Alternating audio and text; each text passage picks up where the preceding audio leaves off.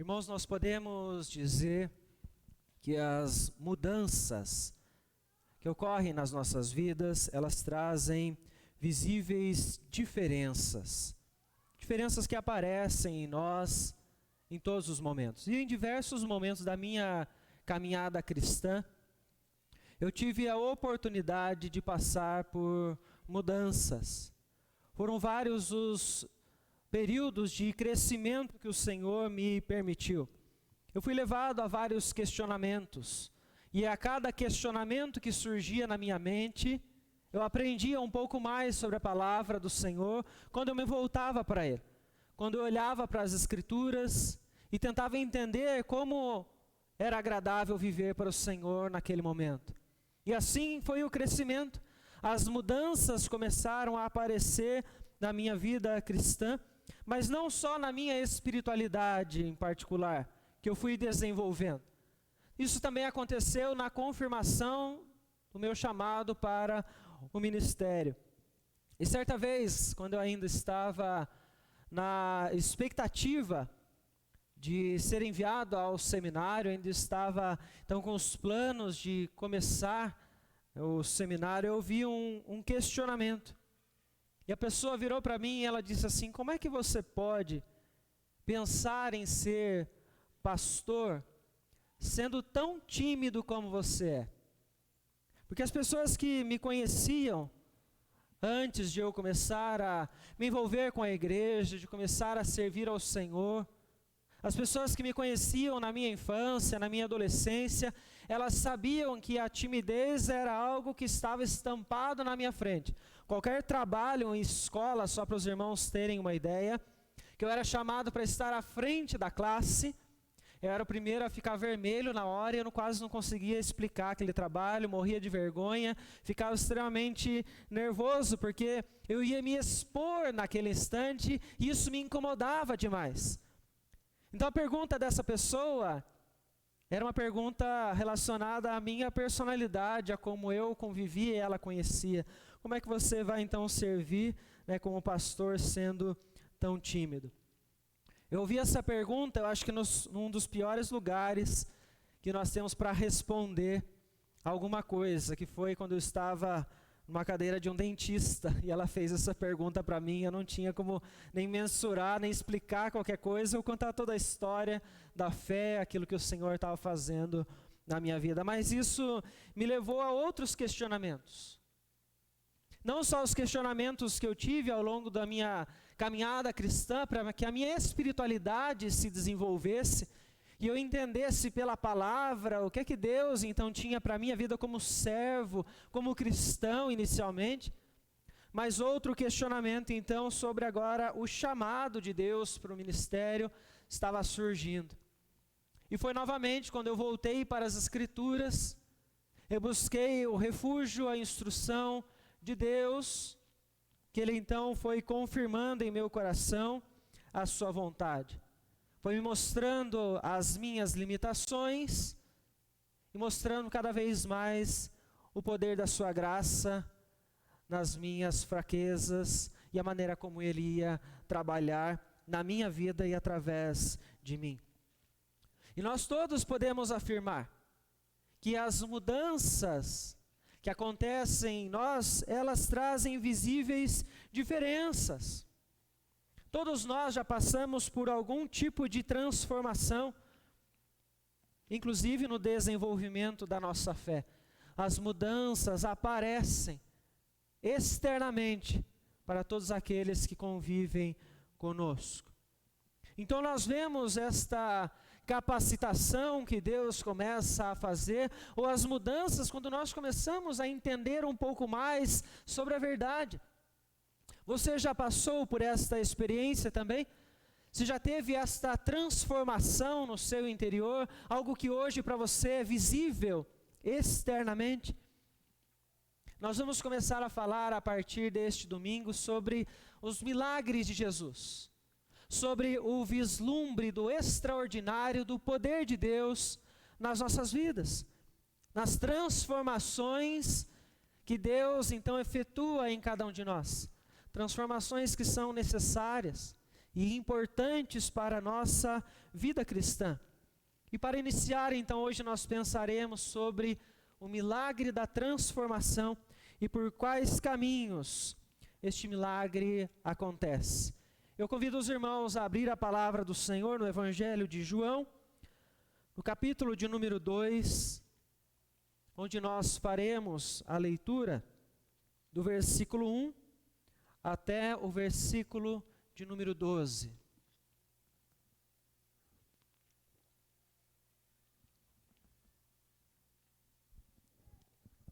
Evangelho de João, capítulo 2, do versículo 1 até o versículo de número 12.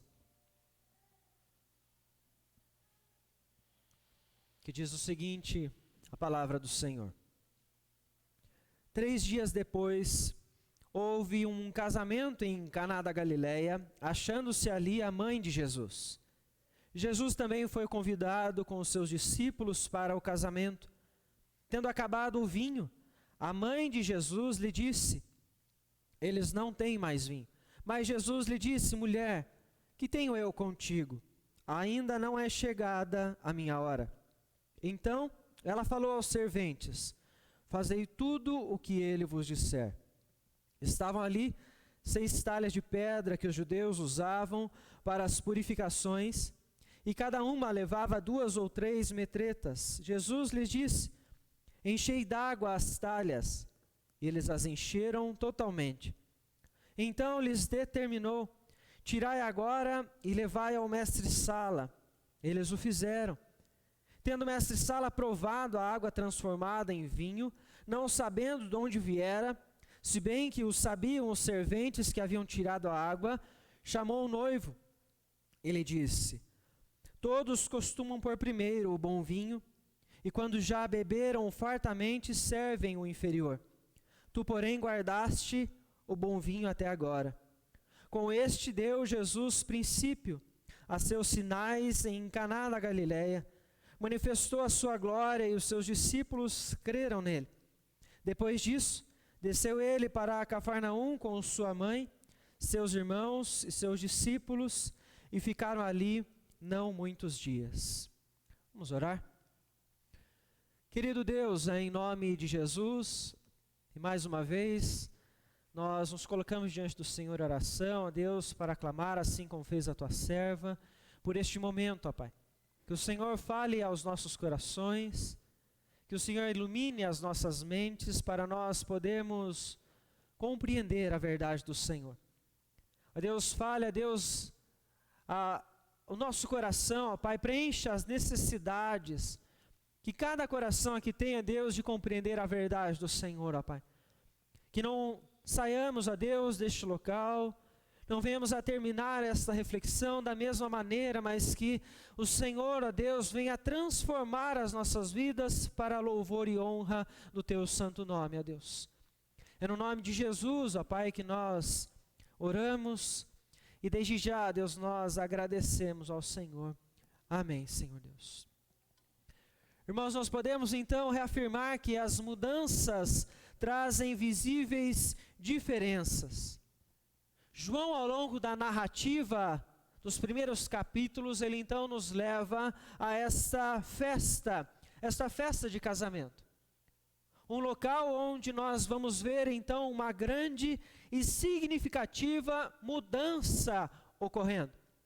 Uma que talvez você esteja observando claramente, porque ela é visível na história, na narrativa, mas há uma mudança mais profunda que Jesus então está nos ensinando neste momento. Veja que este casamento tinha presente a sua mãe, os seus discípulos, e o próprio Jesus estava ali junto com eles. Então é bem provável que esta festa era uma festa de alguém que fosse familiar a todos eles, talvez algum parente deles em comum, ou um amigo muito próximo, que permitia que Jesus e a sua mãe estivessem ali, como também os seus discípulos. Era alguém em comum entre todas essas pessoas. E como nós vemos no contexto das festas judaicas, dos casamentos, essa era uma festa que poderia durar até uma semana. E ela foi aqui então realizada em Caná da Galileia. Caná da Galileia é o local então onde morava o último discípulo que havia sido mencionado então por João. Ele morava então neste local, nesta cidade. Então veja que o Senhor Jesus, ele está passando, está chamando os seus discípulos, e há uma continuação na narrativa nesse instante. Alguns outros nomes você observa desde o versículo de número 35, daqueles que observavam Jesus passar, e eles queriam seguir ao Senhor Jesus. Então, na continuação deste texto, agora, em Caná da Galileia, junto com estes, João Batista, André, Simão Pedro, Filipe, Natanael, está Jesus e sua mãe nesta festa de casamento. Mas veja então que é algo interessante, eu mencionei aqui alguns nomes. Como é que estes discípulos, ao verem uma grande transformação, eles terem diante dos seus olhos o vislumbre do poder extraordinário de Jesus, como é que eles vão reagir? Nós temos aqui 6 discípulos, pelo menos, que vão presenciar um grande feito do Senhor Jesus. E estes que estão com ele, eles representam cada um de nós.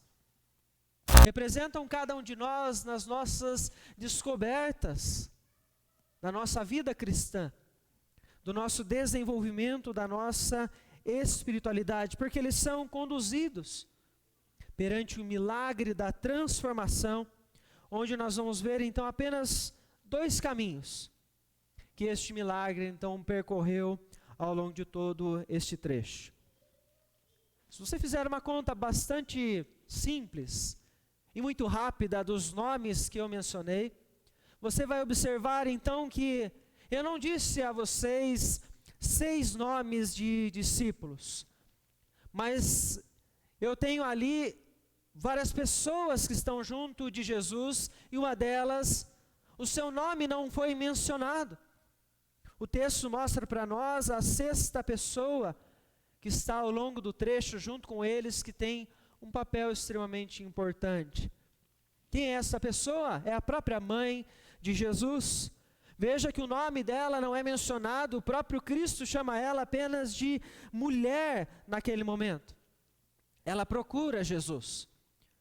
Ela vai em busca de Cristo para anunciar a ele naquele momento que o vinho da festa havia acabado. O versículo de número 3 diz exatamente isso. A narrativa começa desta forma, porque ela sabia da responsabilidade que tinha então para o noivo de trazer todo o sustento que aquela festa precisava ter.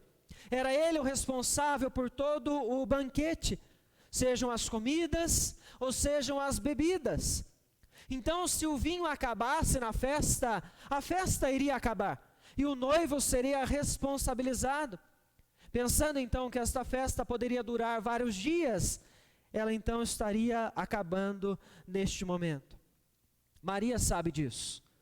A mãe de Jesus tem consciência que este elemento ele é importante para que a festa então aconteça. E para que nós venhamos aprender o milagre da transformação, ele vai percorrer o caminho da afirmação. É o primeiro dos caminhos que este trecho então ele nos ensina, da afirmação. Nós vemos então que o Senhor Jesus vira para ela e diz: mulher, que tenho eu contigo? Ainda não é chegada a minha hora. Por que Jesus responde desta maneira para a sua própria mãe? Porque ele diz sobre esta hora para ela, porque ela está dando uma ordem neste momento a ele. Veja que Jesus então está falando sobre uma hora que não era aquela festa em si. Jesus está falando sobre algo além daquele momento, algo que eles ainda não tinham vivenciado. Jesus está falando sobre a sua morte e sobre a sua ressurreição. Aquilo que quando você lê no Evangelho de João, no capítulo de número 13, você observa então que esta hora já havia chegado, e Jesus então afirma desta maneira, que este instante, esta hora, dele cumprir então a missão que o Pai havia dado, chegou. Capítulo de número 13 então somente. No capítulo 2 ainda não.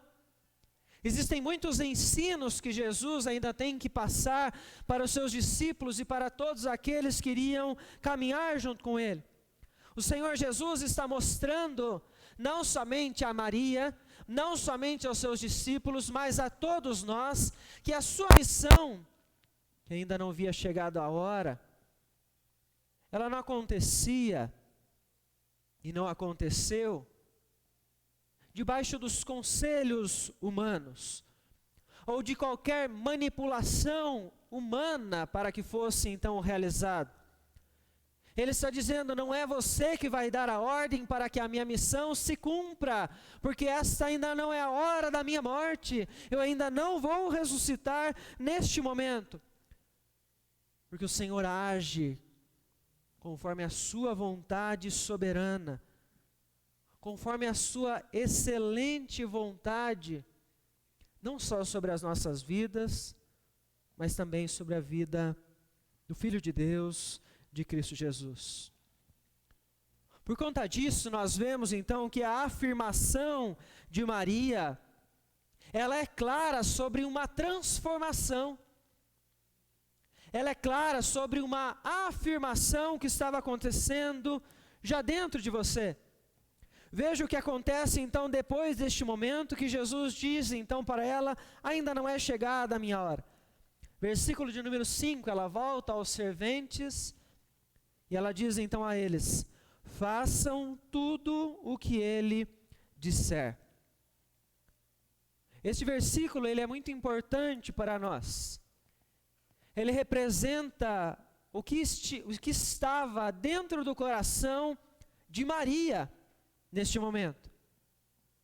E quando muitas pessoas querem elevar Maria acima de Cristo Jesus, este texto ele mostra para nós que a própria Maria reconhece quem era soberano, quem estava acima, a quem então os serventes deveriam obedecer naquele momento. O milagre da transformação percorre o caminho da afirmação. E é esta afirmação que Maria está tendo nesse instante. Confiem nele. É uma afirmação de fé.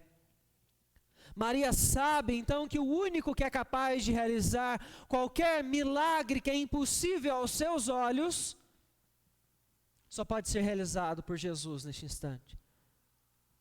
Ela tem fé nele. Ela sabe que ele tem poder. Ela sabe que existe uma grande missão que tem que ser realizada somente por ele.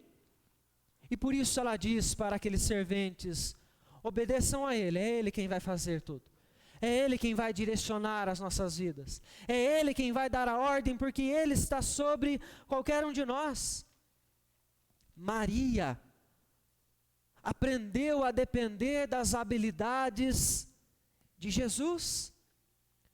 Maria aprendeu a ser submissa. Maria aprendeu a depender das ações de Jesus ao longo de todo o seu ministério. Ela sabia para quem ela tinha que pedir. Ela sabia diante de quem é que ela estava naquele momento. Ela sabe que é o Filho de Deus que está diante dela neste momento, e por isso ela é capaz de afirmar com tanta certeza, façam o que ele está pedindo, o que ele for ordenar, porque eu confio nele, eu tenho fé nele. Ela precisou abandonar toda a sua posição nesse momento. Ela era mãe. O Espírito Santo havia gerado o Senhor Jesus no ventre de Maria. Ela então carregou ele dentro dela. Ela o viu nascer. Ela o viu crescer, falar as primeiras palavras, andar os primeiros passos. Ela o instruiu quando ele era criança. Nós temos algumas referências da infância de Jesus, Quando ele está no templo, então por volta dos seus 12 anos, e eles o procuram, ela junto com José, ensinaram ao Senhor Jesus os primeiros passos, a lei, a obediência. Neste momento ela teve que abrir mão da sua posição como mãe, e de entender, e reconhecer que quem estava ali, não era qualquer um daqueles que ela conhecia, mas era o Messias, era o Filho de Deus, aquele que foi enviado pelo Senhor para salvar. É este quem está aqui. Não é o simples filho de Maria que está aqui, é o grande Messias prometido pelo Senhor ao longo de toda a história. Aquele por meio de quem os profetas afirmam que o vinho fluiria liberalmente. Os profetas do Antigo Testamento já haviam afirmado isso, que viria aquele então por quem fluiriam rios de águas vivas.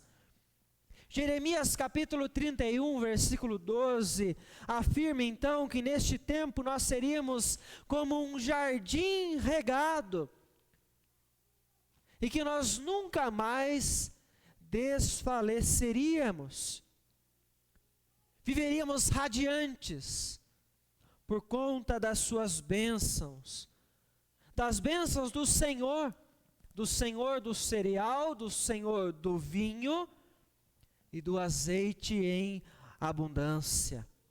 É muito importante nós entendermos por que os profetas falavam desta forma e o que esta afirmação tem a ver com este momento nessa festa de casamento. Porque Oséias também afirma sobre aquele que se assentar à sombra estes então serão vivificados e florescerão como a videira. Eles terão a fama do vinho do Líbano. O Antigo Testamento, então, ele se refere em diversos momentos ao vinho, utilizando ele como uma grande metáfora. Metáforas essas sempre direcionadas, inseridas ao tempo messiânico, ao tempo da vinda de Cristo Jesus, quando ele iria então instaurar o reino de Deus, inaugurar o tempo em que nós já vivemos, mas que Jesus com seus discípulos ainda estavam para viver. O tempo onde o vinho iria fluir liberalmente, através do Messias. Assim nós encontramos Maria, procurando então aquele que ainda iria inaugurar este tempo, inaugurar este reino. E ela está olhando para os serventes e ela diz: é Ele quem vai inaugurar este tempo. O tempo onde nós não desfaleceremos mais. O tempo de onde o vinho vai fluir liberalmente. É dele que vai acontecer isso. As promessas do Antigo Testamento vão se cumprir através dele. E por isso ela deposita toda a sua confiança no Messias que está perante ela neste instante. Porque é preciso aprender a depender daquele único que pode realizar o milagre da transformação em nossas vidas. Nós precisamos saber para quem nós vamos pedir o auxílio, em quem nós vamos confiar em todos os momentos da nossa vida. Maria sabia, e ela direcionou naquele instante os serventes. O auxílio destes homens foi atendido naquele momento, porque como ela orientou, eles passaram então a obedecer ao Senhor Jesus. Veja o que o texto diz então. Estavam ali 6 talhas de pedra que os judeus usavam para as purificações, e cada uma levava 2 ou 3 metretas. Jesus lhes disse: enchei d'água as talhas, e eles as encheram totalmente. E então lhes determinou: tirai agora e levai ao mestre-sala, e eles o fizeram. Então veja só, ele pede a eles que enchessem aqueles 6 potes de pedra com água. Esses potes de pedra, eles eram utilizados então para o processo da purificação. E ao usar então esses potes neste momento, eles enchem eles totalmente para que Jesus realize o milagre da transformação de um elemento em outro. Ele vai transformar algo em outro. É um vislumbre extraordinário que esses serventes, os discípulos, serão capazes de ver neste momento. Da água para o vinho. De um elemento completamente para outro, algo impossível a qualquer um de nós. Algo que somente Deus é capaz então de realizar. Existem então 2 sentidos neste momento. O vinho era necessário para que a festa continuasse. Se não houvesse o vinho, como Maria estava pedindo para Jesus, o noivo então poderia passar vergonha porque não estava suprindo as necessidades em toda aquela festa. O banquete ao qual ele era o maior responsável. Mas nós vemos neste instante então que há outro significado. O vinho é levado então ao mestre-sala, o responsável pela festa. E quando ele experimenta aquele vinho, ele procura imediatamente o noivo, para ele então dar o seu parecer sobre a qualidade daquela bebida. E no versículo de número 10 ele diz: todos costumam pôr primeiro o bom vinho, e quando já beberam fartamente, servem o inferior. Tu, porém, guardaste o bom vinho até agora. Nós vemos neste momento, então, que o milagre da transformação, ele percorre o caminho da afirmação, como Maria já mostrou para nós, mas também percorre o caminho do abandono. Mas o que está sendo abandonado neste momento, quando as talhas de pedra estão cheias, não de água, mas estão cheias de vinho, e não de qualquer vinho, mas do melhor vinho? Nós vemos, portanto, que ao encherem estes potes de água, como estes eram usados para a purificação, esses estão representando então a velha dispensação da lei, a antiga aliança. E quando eles enchem aqueles potes, Jesus está ensinando aos seus discípulos e a nós que a velha dispensação, ela já encheu. Ou seja, a antiga aliança, ela já se completou. Ela já se cumpriu. Toda a sua função, ela já foi realizada. E ela já não é mais necessária. Portanto, o milagre da transformação, ele acontece em nossas vidas quando nós a abandonamos. Abandonamos a velha dispensação, a velha ordem, e passamos a viver na nova dispensação, na dispensação da graça. A dispensação que o Senhor Jesus Cristo inaugurou com a sua morte e com a sua ressurreição. Porque como os profetas disseram, do Messias fluiria vinho liberalmente. E por isso o vinho que o Senhor Jesus tem a oferecer naquela festa, não é qualquer vinho. E não é o pior para ser oferecido no final daquela festa. Porque Jesus, o que Ele tem para nos oferecer, o vinho dele é superior a qualquer coisa que já foi oferecida ao longo de toda a história. E dele fluirá, portanto, liberalmente. é o vinho do amor de Deus que Ele tem para nos oferecer. Este vinho fluirá liberalmente em nossas vidas, porque a hora da glorificação para eles ainda não havia chegado, porque Jesus não havia morrido ainda, mas para nós já chegou. O tempo da nova dispensação já chegou para nós, porque o Senhor Jesus já ressuscitou, e Ele está vivo. Ele está vivo ao lado do Pai. E isso nos permite, portanto, viver no tempo da graça, da nova dispensação. Recebermos a herança através daquilo que Ele fez por nós.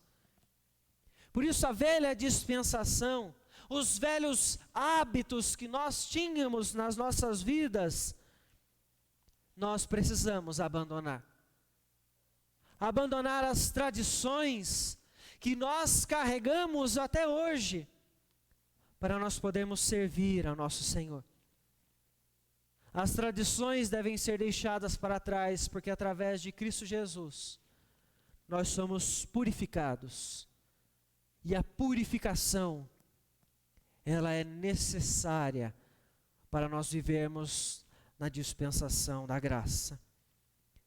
O Senhor Jesus, em diversos momentos, Ele se depara com aqueles que o seguiam e que o repreendiam diante das suas ações. Em um desses momentos, Ele encontra-se então com os fariseus que estão o repreendendo porque Ele está permitindo que os seus discípulos se alimentem sem lavar as suas mãos, sendo esta uma tradição que os judeus passavam ao longo de todas as suas famílias. Temos que lavar as mãos antes de nós virmos para uma refeição. E quando o Senhor Jesus então está falando com eles, Ele recorda o que era mais importante. O mais importante era a purificação do interior, a purificação do coração, porque é do nosso coração que procedem os maus desígnios, e não das nossas mãos, e não daquilo que está fora de nós, e não do nosso interior, e não do contexto onde nós vivemos. O milagre da transformação acontece pela afirmação da nossa fé em Cristo Jesus e do nosso abandono dos velhos hábitos que nós carregamos, que nós todos trazemos no nosso coração, conceitos, atitudes que achávamos que eram boas para nós, que são totalmente desagradáveis a Deus e dispensáveis para a nossa vida com o Senhor. É preciso abandoná-los. É preciso deixar para trás para seguir em direção ao nosso Senhor. É por isso que o salmista, no capítulo de número 24, ele diz: quem permanecerá na presença do Senhor? Quem são aqueles capazes de estar diante de Deus? E Ele mesmo responde: aquele então que é limpo de mãos e puro de coração, aquele que foi purificado pelo Senhor, porque este vai então obter não só a bênção, mas a justiça do nosso Senhor. Somente aquele então que é capaz de abandonar os velhos hábitos, limpar as mãos e limpar o seu próprio coração, para podermos não só entrar no templo, mas nós servirmos ao nosso Senhor. Nós vemos então que o Senhor Jesus, Ele ensina em vários momentos ao longo do seu ministério, ao longo dos evangelhos, que muitas das práticas que os judeus carregavam eram apenas tradições totalmente desnecessárias, que o que era mais importante era a limpeza do interior, para poder então servir ao Senhor. Veja que Jesus está mostrando neste momento que o que eles tinham de mais importante naquela festa, Ele poderia oferecer algo ainda maior. Jesus pode oferecer então um vinho superior, o vinho da festa da vida, o vinho do amor de Deus que nós desfrutamos através dele, daquele que Paulo vai chamar para nós de um noivo da igreja. O noivo, portanto, que nós, igreja do Senhor, como a noiva está aguardando o retorno dele, nós sabemos que ele vai suprir todas as necessidades do nosso banquete espiritual, fazendo fluir liberalmente o melhor vinho, o vinho do amor de Deus para todo sempre, para que o banquete espiritual que nós vamos desfrutar não seja momentâneo, mas ele seja eterno. Pois nós, em Cristo Jesus, nós que afirmarmos a nossa fé e abandonarmos os velhos hábitos, nós poderemos viver eternamente junto com o nosso Senhor. Por isso nós precisamos aprender a reconhecer a nossa fragilidade, a reconhecer a nossa limitação e entender que só existe um que é poderoso para nos salvar, que é o Senhor Jesus Cristo. Irmãos, nós sabemos que as mudanças, elas são visíveis em nós. Principalmente quando essas mudanças, elas são feitas por Deus no seu interior. Elas não ficam presas dentro de nós, mas elas acabam aparecendo no nosso exterior. Mudanças que brotam no seu e no meu coração quando a graça nos alcança. Quando Deus age no nosso interior e nos permite afirmar como Maria, que é a Ele quem nós devemos obedecer, que é Ele que nós devemos seguir, que é Ele o nosso Messias, aquele que veio para nos salvar. Quando isso acontece dentro de nós, nós passamos a demonstrar fé e passamos a abandonar os velhos hábitos que nós trazíamos junto conosco, que não são agradáveis a Ele.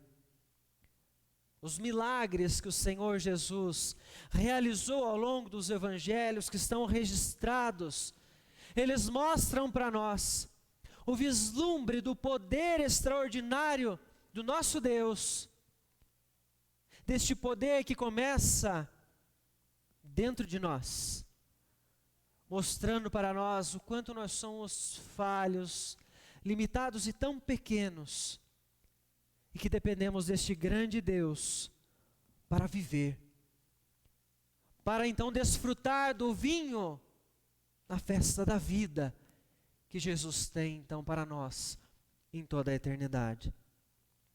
Portanto, o milagre da transformação, ele acontece por meio da graça, através de nós. E se você é aquele que já entendeu isso, se existem grandes transformações acontecendo no seu interior, abandone os velhos hábitos e renda-se ao Senhor Jesus. Viva para Ele somente, porque somente Ele pode dar a você a vida eterna. E que nesta noite, ao nós declararmos ao nosso Deus que somente Ele tem poder, que Ele tem poder para salvar a cada um de nós, se você crê nisso, eu peço, portanto, que você declare com todo o seu coração ao Senhor. Se você não souber a letra deste cântico, que você afirme ao Senhor Jesus em oração, que você crê nele, que você sabe que somente dele virá o melhor vinho para você desfrutar do banquete espiritual por toda a eternidade. Eu convido você a se colocar em pé neste instante, para nós juntos declararmos, portanto, este louvor ao nosso Senhor, com essa certeza: somente Ele, somente Cristo Jesus tem poder para nos salvar.